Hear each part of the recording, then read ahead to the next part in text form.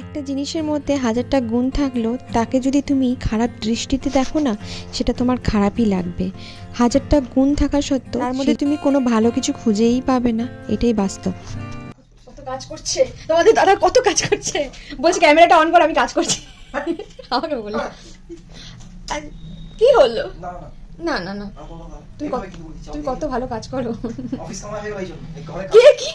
না গো, এবার থেকে শিফট চেঞ্জ হয়ে গেছে। এবার থেকে মর্নিং আর শিফট নেই, সকাল সকাল উঠে যাওয়ার কোনো তাড়া নেই, শিফট চেঞ্জ। তাই না? বউকে খাটাচ্ছে বলো।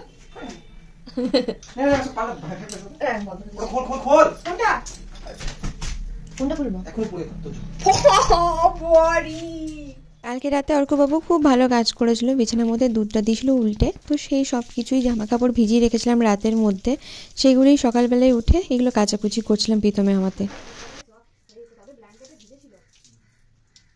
কাচার পর ভালো করে নিংড়ানোর জন্য দুজনকেই লেগেছিল, ভালো করে না নিংড়ালে না ভালো করে মানে শোকায় না, অনেক টাইম লাগে শোকাতে এগুলো।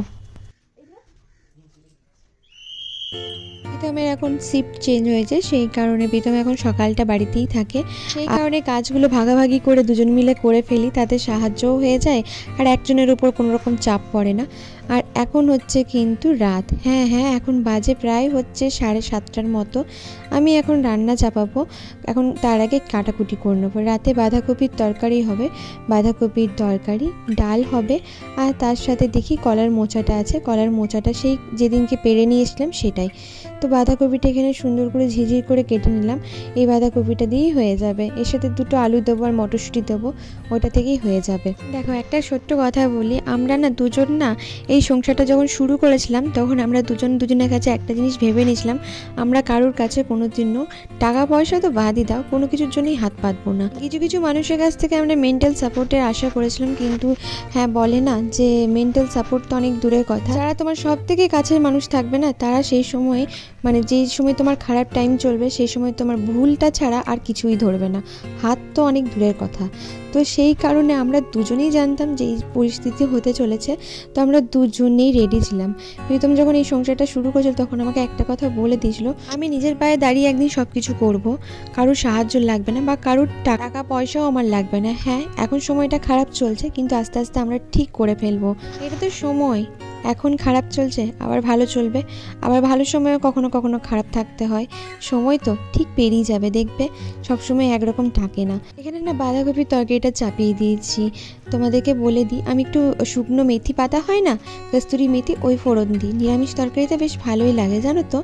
ওই তো জিরে দিয়েছিলাম, শুকনো লঙ্কা দিয়েছিলাম, তার উপরে কস্তুরি মেথি দিয়েছিলাম পাতাটা, তারপরে মটরশুঁটি, আলু, টমেটো, আদা, জিরে, ধনে বাটা দিয়ে একটু জল দিয়ে আলুটাকে কষিয়ে নেবো, দেন বাঁধাকপিটা দিয়ে নুন মিষ্টি দিয়ে ঢাকা দিয়ে দেবো, জাস্ট কষাবো, নামানোর আগে একটু ঘি দিয়ে দেবো।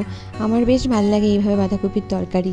আমরা যখন দোকানে কোনো জিনিস কিনতে যাই, সামান্য একটা এক্সাম্পল দিচ্ছি তোমাদেরকে, এই যে খাটটাতে আমরা শুচ্ছি না মানে চৌকিটাতে, এই চৌকিটা যখন নিতে গেছিলাম না, এটার দাম কিন্তু খুবই কম। এই খাটটার মধ্যে প্রচুর খুঁত ছিল, বিশ্বাস করো, যখন প্রথম আমাকে প্রীতম এই খাটটা দেখিয়েছিল তখন এর মধ্যে প্রচুর খুঁত ছিল দেখেছিলাম।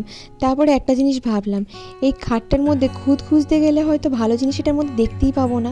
এখন আমাদের দরকার হচ্ছে এই মাটিতে শুয়ে ঠান্ডাটা না লাগানো, কারণ আমাদের সাথে আমাদের একটা বাচ্চা আছে, তো এই খাটটা যখন আমাদেরকে ঠান্ডার থেকে শুধু বাঁচাবে তখন এর মধ্যে এত খুঁত না খুঁজলেই ভালো। এখন যখন এই খাটটা ইউজ করছি না, তখন একটা জিনিস জানো তো, এর মধ্যে আমি কোনো খুঁতই খুঁজে পাই না। এ যে আমাদেরকে কতটা ঠান্ডা থেকে বাঁচিয়েছে তোমাকে বলে বোঝাতে পারবো না। তেমনই হচ্ছে জানো তো মানুষের জীবনে তুমি যদি একটা মানুষের মধ্যে খুঁত খুঁজতে চাও, তাহলে সেই মানুষটার মধ্যে তুমি কোনোদিন ভালো কিছু খুঁজেই পাবে না, তার মধ্যে শুধু খুঁতই খুঁজে পাবে। আর একটা মানুষের মধ্যে যদি হাজারটা খুঁত থাকেও, তার মধ্যে যদি তুমি একটা ভালো দেখে তাকে আপন করে নাও না, সেই ভালো জিনিসটার জন্য তার খুঁতগুলো ঢাকা পড়ে যায়। এই হলো আসল কথা। দেখো বাঁধাকপিটা থেকে ভালো জল বেরিয়েছে, ওই জলেই হয়ে যাবে, কষতে কষতে। ঢাকা দেওয়া ছিল। নিরামিষ বাঁধাকপির তরকারি, ভেবেছিলাম মোচাটা করব, কিন্তু মোচা এইটুকু বেরিয়েছে, এইটা ভাবছি কিছু একটা করে দিয়ে না, নিরামিষ তো ভালো লাগবে, নিরামিষ দিনে এটা কিছু বড়া ফড়া মতো করে দিই, কি করব দেখি। এখানে বাঁধাকপিটা নামানোর আগে একটুখানি ঘি দেবো বলেছিলাম, একটুখানি ঘি দিয়ে এটা আরেকটু জলটা মরে মরে এলে, মানে জলটা একটু গায়ে লাগা হয়ে গেলে নামিয়ে নেবো। আর এদিকে কলা মোচাটা একটু নুন আর হলুদ দিয়ে দেখো সেদ্ধ করতে দিয়েছি। কলা মোচার একটুখানি বড়া বানাবো। বিশ্বাস করে এইভাবে সিম্পলভাবেই বানিয়েছিলাম, খুব ভালো লাগছিল। আমি না এর আগে না একটুখানি আদা জিরে বাটা দিয়ে বানিয়েছিলাম, কিন্তু এর থেকে ভালো আজকে সিম্পল বড়াটা বেশি ভালো লাগছিলো। চলো তোমাদের সাথে ওটার রেসিপিও শেয়ার করি, কারণ তোমরা তো মোটামুটি আমার রান্নার রেসিপি দেখতে ভালোই বাসো। একদিন রান্নাবান্না না দেখালে জিজ্ঞেস করো দিদি রান্নাবান্না কেন দেখালে না। তো চলো দেখাই। কলা মোচাটাকে একটু নুন হলুদ দিয়ে সেদ্ধ করে নিয়েছিলাম, তারপরে নুন দিয়ে একটু চটকে নিয়েছি। এর মধ্যে বেসন দিলাম, একটু চালের গুঁড়ি দিলাম, ব্যাস আর কিচ্ছু দেবো না। বিশ্বাস করো, এটাকে ভালো করে মেখে নেব টাইট করে। আর এদিকে প্রেশার কুকারে সিটি দিচ্ছি, ডালটা সেদ্ধ হচ্ছে, সিম্পল ডাল করছি। এই যে তেল দিলাম, এরপর জাস্ট বড়াগুলোকে একদম ছোট ছোট করে ভেজে নেব। কি ভালো যে লাগছিলো না খেতে, কি বলবো। আর যেহেতু চালের গুঁড়োটা দিয়েছিলাম সেই জন্য খুব ভালো ক্রিস্পি হয়েছিল। আসলে কিছু কিছু জিনিস না বেশি হিজিগিজি দিয়ে না মাখলেই ভালো লাগে।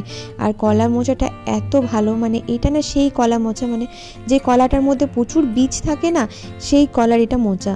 জানো তো কলাও ধরেছে, পারলে নিশ্চয়ই দেখাবো তোমাদেরকে। এই যে কলা মোচাটা পেরেছি এটা হচ্ছে দিদিদের গাছ।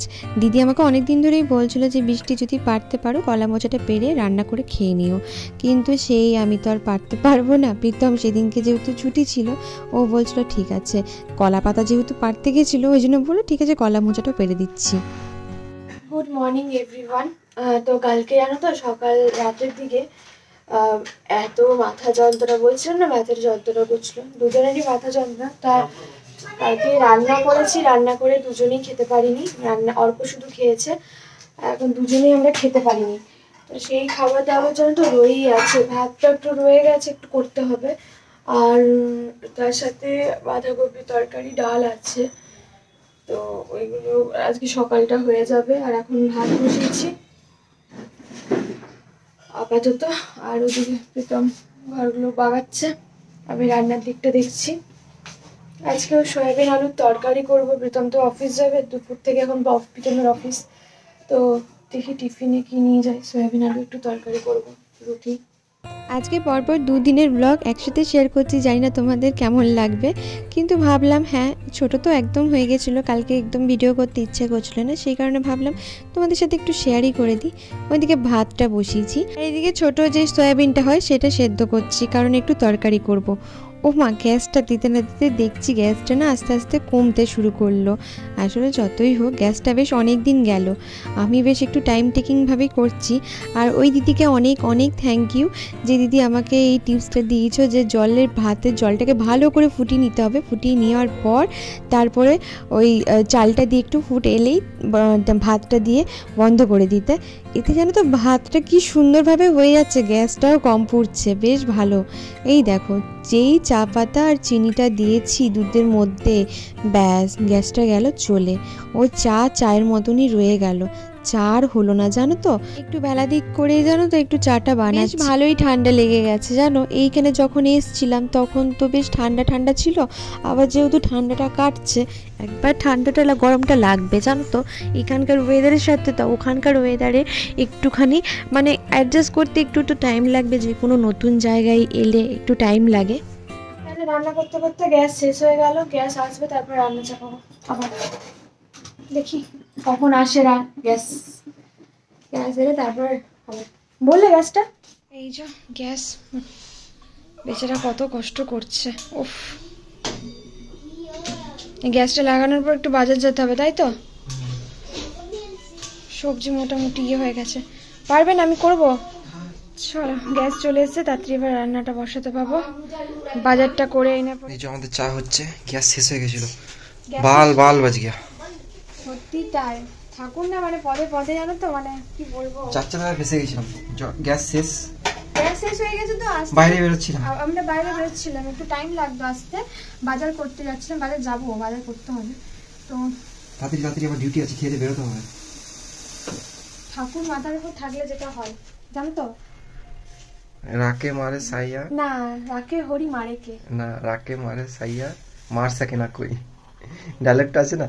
রাকে মারে সাইয়া আমি শুনিনি, উল্টো বললে মানে ভুল বললে, না কিচ্ছু ভুল বলিনি, ঠিকই বললে। দাদা এখন তোমার দাদা এখন আমার সাথে থেকে থেকে না এখন বেশি ডায়লগ বাজছে হয়ে গেছে। তো এখানে রান্নাটা বসাচ্ছিলাম।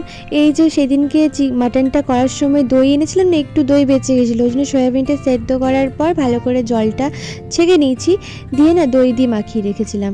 আসলে দইটা নষ্ট হবে না, ওই জন্য দিয়ে দিলাম জানো। এরপরে একটুখানি গোটা জিরে ফোড়ন দিয়ে এই আলু, এর মধ্যে আছে ক্যাপসিকাম আর টমেটো, একটু পেঁয়াজ দিয়েছি, এটাকে ভালো করে ভেজে নিচ্ছি। সয়াবিনের তরকারি এইভাবেও করি জানো তো, ক্যাপসিকাম, আলু, পেঁয়াজ, টমেটো দিয়ে খুব ভালো লাগে। তো একটু নুন দিয়ে একটুখানি হলুদ দিয়ে দিলাম। এবার একটুখানি মানে আলুটা, ক্যাপসিকামটা, পেঁয়াজটা ভেজে নেবো।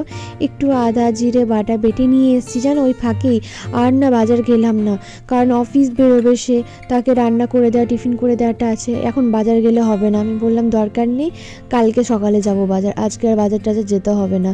আর দই দিয়ে যে সয়াবিনটা মাখিয়ে রেখেছিলাম সেই মাখানো সয়াবিনটা দিয়ে দিলাম। এবার জাস্ট কষাবো, একটু নুন আর মিষ্টি দিয়ে দেবো জানো তো, আর একটু ঝোল করে করব। এই তরকারিটা খেতে খুব ভাল লাগে, মানে এইভাবে সয়াবিনের তরকারি। আমার কাছে একটু দই ছিল রাখা, তাই দই মেখে রেখেছিলাম। দই না থাকলে কোনো ব্যাপারই না, এমনি বানালেও ভালো লাগে। একটুখানি উপর থেকে ভাজা মশলা ছড়িয়ে দিলে আরও ভালো লাগতো, কিন্তু এইভাবেই ঠিক আছে। এই যে ভালো করে কষি নিয়ে নুন মিষ্টি সব চেক করে একটু জল দিয়ে দিলাম। এবার এটা ফুটুক, আর তারপরে রাখতে হবে, ফ্রিজে ভরে থাকতে হবে, নষ্ট হয়ে যাবে। কিন্তু এইভাবে রাখলে নষ্ট হয়ে যাবে। ডিপ ফ্রিজে ফালা করে যেমন আগের দিনকে ছিল না, ওরকম করে ফাটিয়ে দাও। অল্প আয় তেল মাখি দি। এবার বলো এটা কার হাতের দোষ তাহলে বলো। এবার হাতের দোষ, খুলে পড়ে গেলে এটা আমার দোষ। তো এখানে আমি এসেছি, তো এখানে বাবা নারকেল কাটছে, এবার নারকেল কাটছে, দাদা ভাই নারকেল কাটুক। আমি হাতাড়িটা দিয়ে কেউ কাটে নাকি? হাতাড়ি নয় রে, হাতুড়ি। হাতুড়ি কেউ কাটে নাকি নারকেল? ফাটাচ্ছে, কাটে নয়, ফাটাচ্ছে। তুই বড় হ, বুঝতে পারবি কিভাবে কি করতে হয়, তোকে শিখিয়ে দেবো, ঠিক আছে? আমি অমন মনে হয় তোকে আত্মকুত্তু করে রাখবো, সব কাজ শেখাবো, ভাবিস না। এই তো দেখি গো, উফ সবে ওগুলোকে ফালা করে রাখো। ওই ইয়েতে নিয়ে এসো দিদিদের কাছ থেকে। এই যে যার যেটা ধান্দা, জলের ওপর পুরোপুরি কনসেন্ট্রেট। এই জল জানো তো মুখে লাগালেও খুব ভালো, কিন্তু ওই এইটা জলটা লাগাবো না, আমি বলছি অর্ক ঠান্ডা লেগে যাবে। বাবা রে, প্রীতম না বাজার থেকে একটু পাউরুটি নিয়ে এলো, বললো বৃষ্টি টিফিনে আমাকে আজকে এটা বানিয়ে দে, একটু মানে টোস্টের মতো হয় তো ওরকম বানিয়ে দিচ্ছি, চলো তোমাদের সাথে শেয়ার করি। টমেটো নিয়েছি, একটুখানি ক্যাপসিকাম ছিল সেই ক্যাপসিকাম নিয়েছি, ধনেপাতা, পেঁয়াজ নিয়েছি, এর মধ্যে নুন আর হলুদ দিলাম, ভালো করে মাখিয়ে নিলাম। লঙ্কা কুচি দিইনি আজকে, কাঁচা লঙ্কা কুচি। ব্যাস এটাকে মাখানোর পর একটু বেসন দিচ্ছি। বেসনটা কেন দিলাম জানো? বেসনটা দিলাম একটুখানি কোয়ান্টিটিটা বাড়ানোর জন্য, তোমরা বানিয়ে খেতে পারো, ভালো লাগে। একটু জল দিয়ে মেখে নিলাম। এরপর জল দিয়ে মেখে নেওয়ার পর এটার মধ্যে ডিম দেব, একটুখানি বেড়ে গেল যতই হোক। এটাতে 3টে ডিম ফাটিয়ে দেবো, 3টে ডিম লাগবে মনে হয় জানো তো। আপাতত 2টো ডিম দিয়ে তো করি, যদি লাগে তখন দেব, না হলে ফালতু এখন দিতে যাব না, একবারে 3টে ডিম। এই যে মেখে নিলাম, আর একটু পরিমাণে জল অ্যাড করব। এবার অনেকেই বলবে দিদি জল অ্যাড করলে ঠিকঠাক হবে? হ্যাঁ গো, ঠিকঠাক হবে, বিশ্বাস করো। আমি এভাবে করিনি তা না, করেছি আগে, কিন্তু খুব ভালো হয় খেতে, তোমরা করে দেখতে পারো। একটু বেসন দিয়ে তাহলে কি থিকনেসটা নষ্ট হবে না।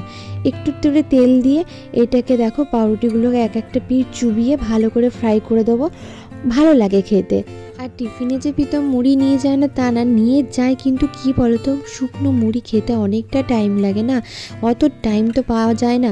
প্রাইভেট কোম্পানিতে কাজ করলে তো এত টাইম তোমাকে দেবে না না, তো সেই কারণে এখানে একটুখানি টোস্ট করে দিচ্ছি। এইগুলো একটুখানি কেচাপ দিয়ে দেবো, খেতে বেশ ভালো লাগবে। এইভাবে ডুবো করে আস্তে ফ্লেমটা দিয়ে বেশ এপিট ওপিট করে একটু লালচে করে ভেজে আমি তুলে দেবো।